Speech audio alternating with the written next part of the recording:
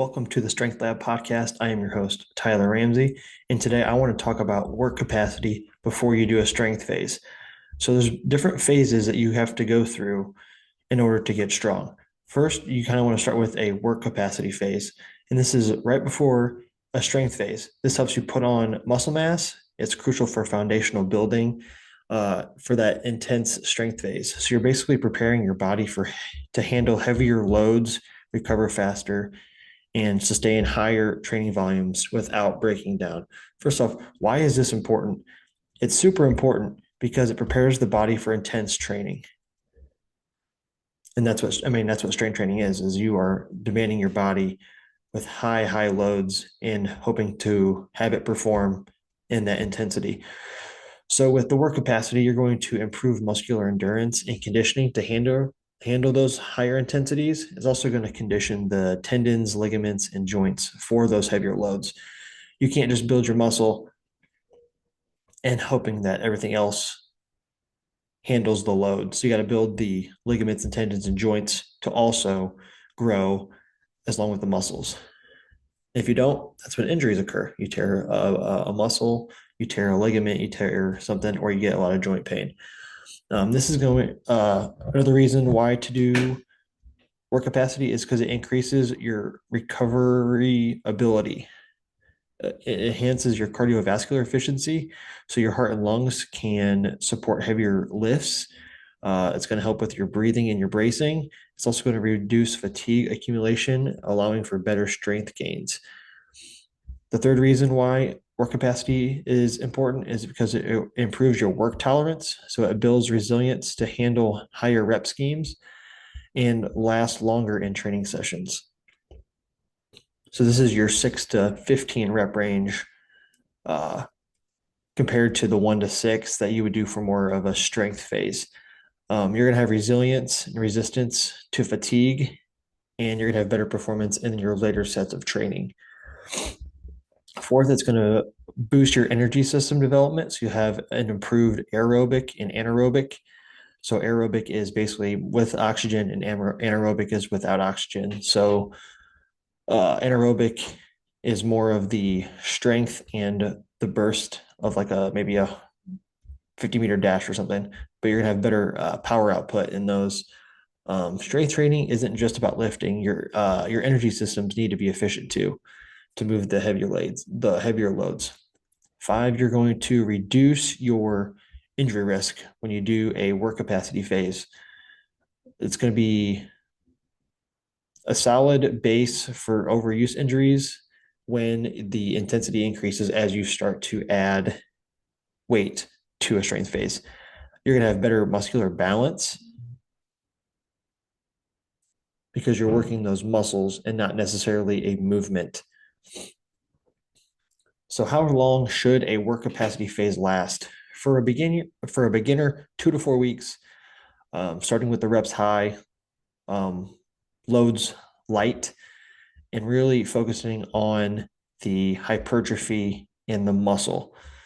For an intermediate or an advanced, you could do 2 to 4 weeks. And then if you're returning after a hiatus or an injury, you want to kind of extend that to maybe 6 to 8 weeks.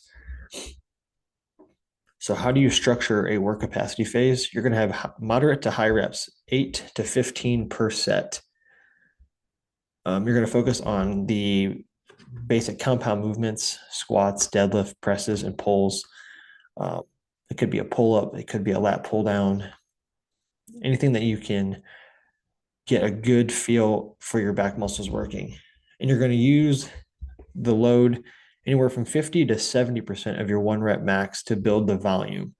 So your volume is basically your sets times your reps, and that'll give you your volume plus your weight. You want to stick with shorter rest periods, 30 to 60 seconds for accessories, and maybe more of the 90 seconds for the more compound movements, the squats and the deadlifts.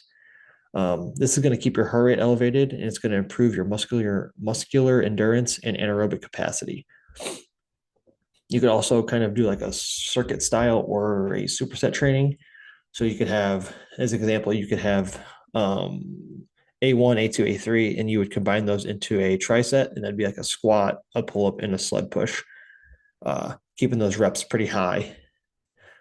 I would also add in conditioning work 2 to 3 days a week. And this could be basically sled dragging, sled pushes, kettlebell swings, hill sprints. And this is going to just work your aerobic, and it's going to just build your work tolerance. You also want to focus on your stability or in your mobility work. So focus on your shoulders, your hips, your ankles, and your core to make sure that you have less likely to have an injury. So a lot of injury prevention can be done in this phase too, as we start to add load into a more heavier phase. So that's basically how you do a work capacity phase. Now I kind of want to transition into a strength phase. Now that we've dealt with higher reps and more volume, and we've had some conditioning to strengthen the aerobic and anaerobic systems, you want to do a strength phase. You're going to shift your reps anywhere from 3 to 6 with higher intensity with 80 to 90% of your 1 rep max. And these are going to require longer rest periods because you're asking your body to do a lot. It's under a lot of demand. So you want 2 to 4 rests for max strength development. But without the work capacity that you did in the previous 4 to 6 weeks, you'll gas out really, really soon in the heavy sessions, which if you do that, you are leaving a lot of potential gains on the table and will not see the strength that you want to achieve. Kind of a little takeaway from the work capacity. This is your base. So if you have a very small base, you're not going to be able to go very high. So if you can have a big base, the taller the pyramid you can have. So that work capacity is super important. Another little diagram is skipping the work capacity phase is like trying to build a skyscraper on sand. Your strength gains will be limited. So investing a few weeks on conditioning, endurance, and muscular capacity, it will make you stronger, healthier, and more resilient when you start to lift the heavier loads. So why is strength important and how to keep improving it? Strength isn't just for athletes or bodybuilders. It's a foundational component for health, longevity, and overall performance. That's what a lot of people don't understand is the longevity aspect of having muscle. The more muscle you have, the better your extended life will be. You're able to do certain things. I have a couple other people on the podcast here soon where we will talk about longevity and how that's important and what to do to have a better and fulfilled life while using weights and having muscle. So whether you're lifting weights, carrying groceries, playing sports, playing with your kids, or recovering from injury, strength plays a huge role in everything that you do. It's very simply overlooked, in my opinion. So why does strength matter? Strength is the foundation of fitness. Strength improves power, endurance, and athletic performance in every sport or activity. The stronger you are, the easier daily tasks become, carrying your kids, moving furniture, those certain things. It allows you to handle higher training volumes, leading to muscle growth, fat loss, and conditioning improvements. You're also going to have a better chance of having less injuries and better joint health. A stronger body is more resilient and less prone to injuries. Strength training builds ligament, tendon, and bone density, reducing the risk of fractures and long-term joint issues. It improves your posture, reducing back pain and common muscular imbalances. If you have not listened to my podcast with Dr. Josh Johnson, he is a chiropractor, family chiropractor. He's worked with multiple demographics, and we talk about how important it is to focus on those muscular imbalances and to stay strong. So if you haven't listened to that yet, go ahead and take a listen to that. We hit on some good topics. Other reason why you should strength train is because the metabolism and fat loss. The more strength you have equals the more lean muscle, which means your body is going to burn more calories at rest. A lot of people don't understand that. Like during a workout, you may burn 200 calories in like a 30 or 45-minute strength training workout. But it's not the calories that you burn there. It's the calories that you're going to burn after. That whole rest of your day, you're burning calories. The more muscle you have, the more calories you're going to burn, which also means the more calories you need to eat. Along with that, strength training increases your exercise post excess post exercise oxygen consumption, so that you burn more calories after your workout. A well-developed strength base allows for more effective fat burning to occur. Fourth reason why you should focus on strength training: it has a component of mental toughness and confidence. I mean, strength training is going to challenge you physically and mentally. Some days more mentally than physically. Excuse me. Hitting PRs and seeing progress helps build that self-confidence in yourself that, hey, I can do this. And the discipline and the work ethic developed in the gym translates to life outside of it. 5, longevity and quality of life. Strength training is proven to extend lifespan and improve functional independence as you age. There's been a lot of research done on certain exercises and certain muscles that help extend your life, like the quadricep. That's a lot of walking and stuff like that. There's been some research done on the triceps, so the back of your arms when you extend, like getting yourself out of a chair, out of a car. That's important. Also, your grip strength. So farmer carries, anything that you have to hold weight, you're able to, if you're older and you start to fall, you're able to grab something to catch yourself. That's been a huge exercise that has been seen to carry over to your life as you age. Strength training reduces the risk of osteoporosis, arthritis, and cardiac disease. It keeps you physically capable well into old age. So, how to keep improving your strength?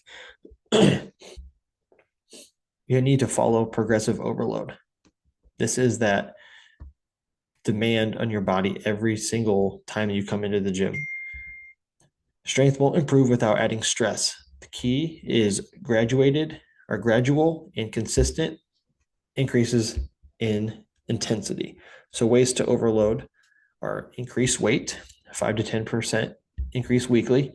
You can add reps or sets to a certain exercise over time. You could reduce the time that you're doing the rest. So if you're doing a set of dumbbell bench press and you were doing a minute, and now you start doing 30 seconds or 45 seconds, and you can still handle those loads and still do the reps, that is also a way to show that you've improved. You could improve your form and range of motion. If you lift the same weight and reps and intensity forever, your body won't adapt and it won't push itself. You need to prioritize compound lifts. So big movements equal big strength gains. So focus on the squats, the deadlifts, the bench presses, the overhead press, pull-ups and rows, and loaded carries. These are all the same movements and compounds that I talked about in my previous podcast, where I went over the foundational movement patterns for life. And that was the push, the pull, the squat, the carry, and the hinge. So just to reiterate, those are the main things that you need to be doing. These recruit multiple muscle groups at a time. So the deadlift is not just your back or just your lats. It is tons of small muscles in your body that work. You got your core, your quads, your hamstrings, your glutes. You have your upper body that keeps the load close to you and make sure you don't round forward and stuff like that. So these heavier loads lead to faster strength progression. Yes, we want you to train heavy, but you also have to train smart. You're not going to make progress if you hurt yourself week in and week out. So you need to focus on low reps, 3 to 6, heavy loads, 80 to 90% of your 1 rep max.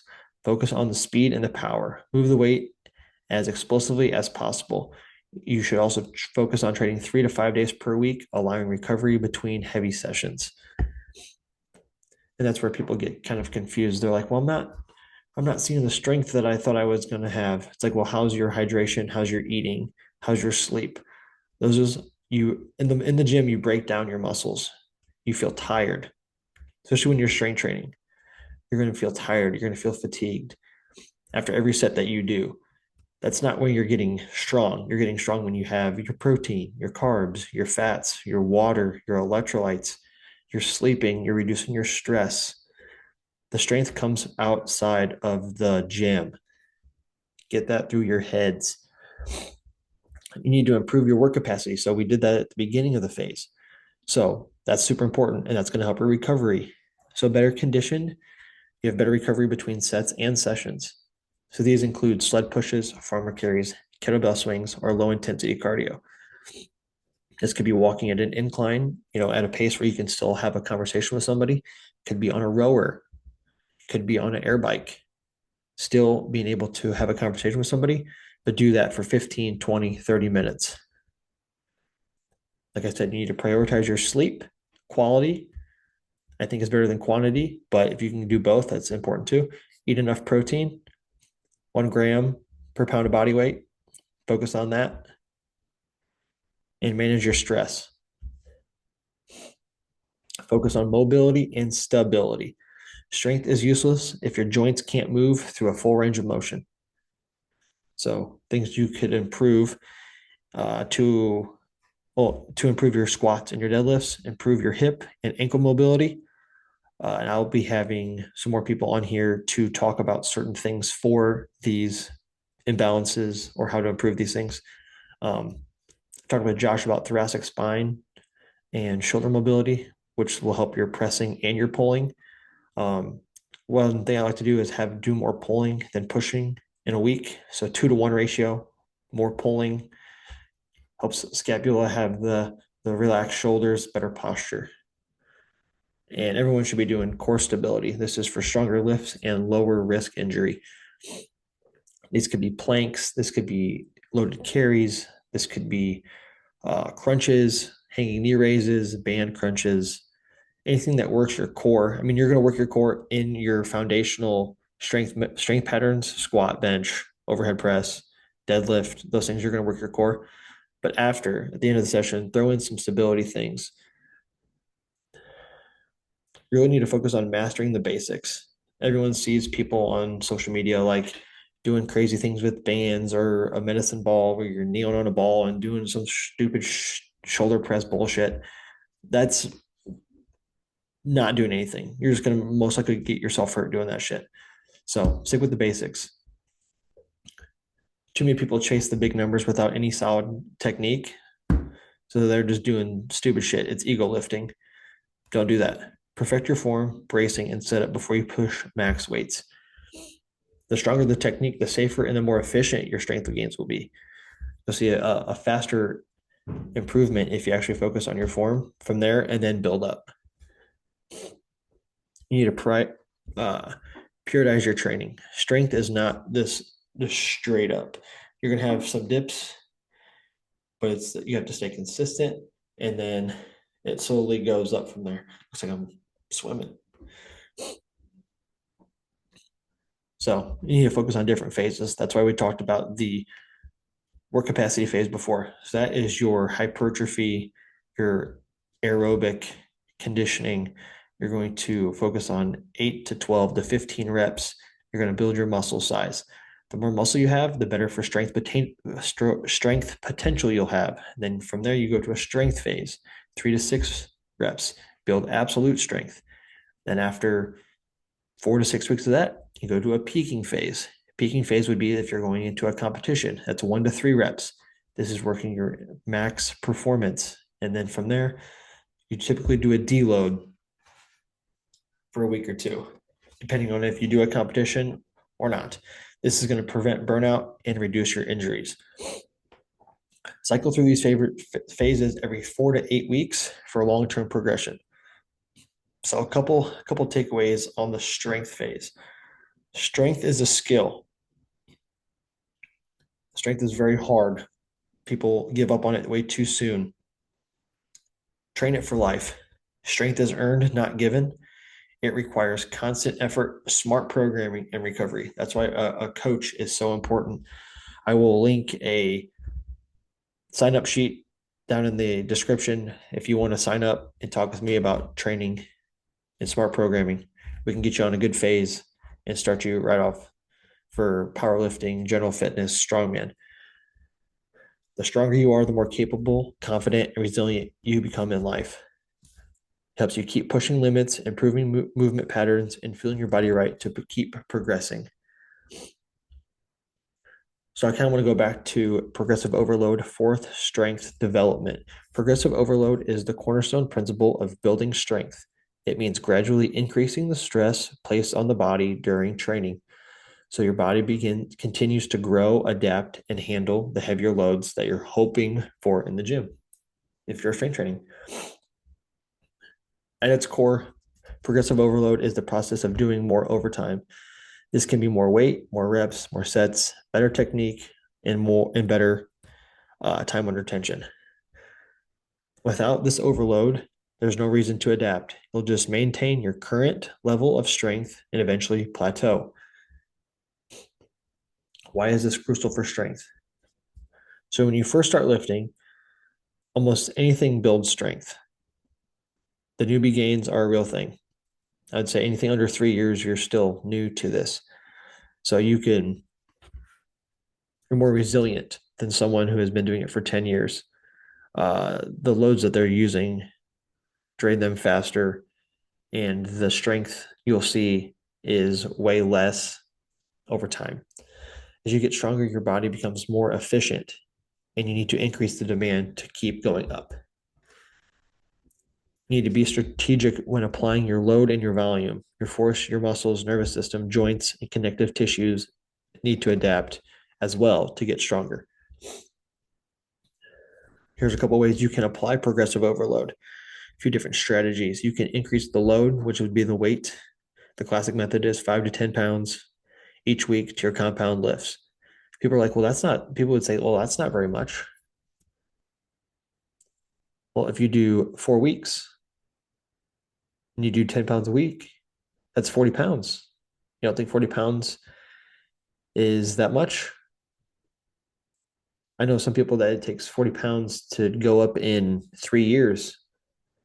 So don't underestimate the 2.5 pound weights or the 5 pound weights on the barbell. Increase volume. This could be the reps or the sets. So doing more reps with the same weight pushes your endurance and the adaptation that your muscles need. So an example would be, let's say you do 3 sets of 5 for a couple weeks, then you do 3 sets of 6. You're adding that 1 rep. Let's say you do that for a couple weeks, then you do 4 sets of 6. So you're adding an extra set in there. You could improve your technique or range of motion. So this would increase the quality of the rep. So better depth, control, or bracing. That's a way to calculate overload. You could also work on tempo. So slow eccentrics, the lowering of a phase would be like the descent in a squat. That's the eccentric. These challenge your muscles more. So if you focus on the range of motion or the tempo, is a good way to show overload. You could reduce the rest time, so you have an increased density in your training or in that training session. So you're doing the same work in less time, which would correlate to a more intense session. This is going to be great at building strength endurance and conditioning. The frequency. You could train a lift more than once per week. I would say maybe train a muscle group more than once a week. I wouldn't say you need to squat 3 days a week, unless I wouldn't try to max out 3 days a week. Is what I'm saying. You could have a day for hypertrophy, then you can have a strength day. You could have a day where you do 10 reps, 4 sets of 10. You can have a strength day where you do 3 sets of 3. But this will help reinforce motor patterns and give you an opportunity to overload. So how to use it in a strength program. For beginners and intermediates, let's say you have 4 weeks of a plan. In week 1, your load is 100 pounds and you do 3 sets of 5. That following week, you want to do 105 pounds for 3 sets of 5. So you added the 5 pounds for the 15 reps or the 3 sets. The third week would be 110 pounds for 3 sets of 5. So you're continually growing. The fourth week, you're at 115. So you've gone up 5 pounds every week. You're still at 3 by 5. You're still pushing hard. You're doing okay. That fifth week, you could do a deload. You cut it in half. So you do 2 sets of 5, but you're back at 100% or 100 pounds, 100 pounds. You give your body time to recover. And then what you would do after that deload is you would go back to like 115, 120 for a 3 set of 5. And you'd go from there. Progressive overload does not mean max out every session. I did this for so long. I would go in and try and max out a lift week in, week out. It works for a little bit, but eventually you either get hurt or you're just too damn tired. For true progressive overload, you need to follow smart programming, listen to your body, deloading when needed, and recover and prioritize your recovery. Progress is not linear. Some weeks you hold steady. Some makes you feel good. And that's okay. Some weeks you're going to feel like shit. But what matters is the trend over time and that you don't quit, you don't stop. Because no one likes starting back over. So a couple takeaways to end this little episode, little podcast is progressive overload is the key to getting stronger. So you need to focus on that. One, you need to track everything that you're doing so you know that you're progressing every week. So track your training, reps, sets, weights, and rest. Do not neglect form or your recovery. They're part of the overload equation. Recovery, recovery, recovery. You're not getting stronger in the gym. You're getting weaker. When you go home and you eat, you drink your water, and you're getting your sleep and you're reducing your stress, that is where you're going to see the huge increase in skyrocket in your strength. But lastly, you need to be consistent. You need to stay patient. You need to trust the process. Take it one day at a time. That's how I like my shirt right here. Win the day. Do what you can today to get stronger and improve. Thanks for listening to the Strength Lab podcast with me, Tyler Ramsey. Be sure to check out the coaching in the description. Also, thank you to Titan Nutrition for the sponsor of the podcast. High quality supplements, protein, pre-workout, vitamins, anything you need for your recovery and strength and energy. Also, check out Cerberus Strength for knee sleeves, knee wraps, wrist wraps, lifting gear, anything like that. You can check them out at cerberusstrength.com. And then for Titan Nutrition, use code Ramsey Strength for 20% off. And for Cerberus, use Ramsey10 at checkout for 10% off. Thanks for listening again. Make sure you go out and you win the day. I'll see you next time.